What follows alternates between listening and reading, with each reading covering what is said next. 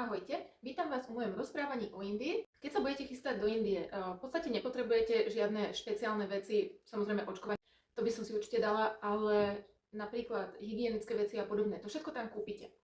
Jednu vec si treba zobrať so sebou, respirátor. Kvalitný respirátor. My keď sme pristali v Dili na letisku, môj prvý dojem bol taký, že ma ovalilo taký zvláštny smrad, ako keby za komunizmu. Je pravda, že to letisko je tam už dosť veľmi staré.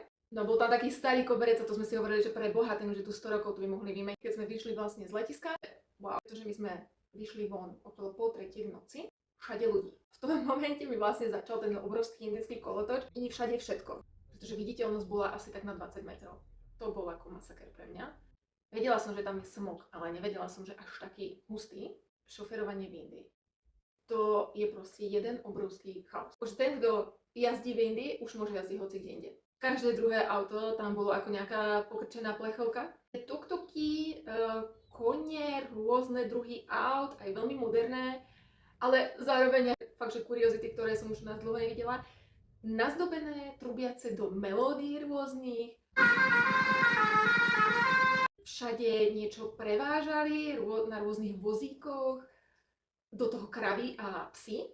Inak je to zaujímavé, že tam proste plná 5-prúdovka zaplnená, všetci trubia a tie psy tam úplne v pohode si prejdú. Ja si myslím, že v Indii sú inteligentnejšie psy ako u nás. Pretože musia.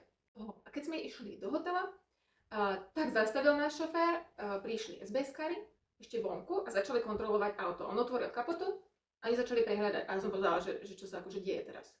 To je normálne kvôli bezpečnosti, že musia skontrolovať, či náhodou nemáme nejaké výbušniny alebo zbraň.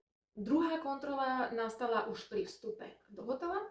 Keď sme museli dať všetku našu batožinu do takého skenera a aj nás samotných vlastne skenovali. Ženy skenujú zvlášť, ženy, policajtky alebo SBS-kárky musia byť za plentou zahalené. To prvé skenovanie som prišla na ten taký ten stupienok a ten pán sa na mňa pozerá, že čo robím, tak ma poslal vedľa, že aha, dobre, tak tam som išla na tú plentu a tam ma pani už zoskenovala.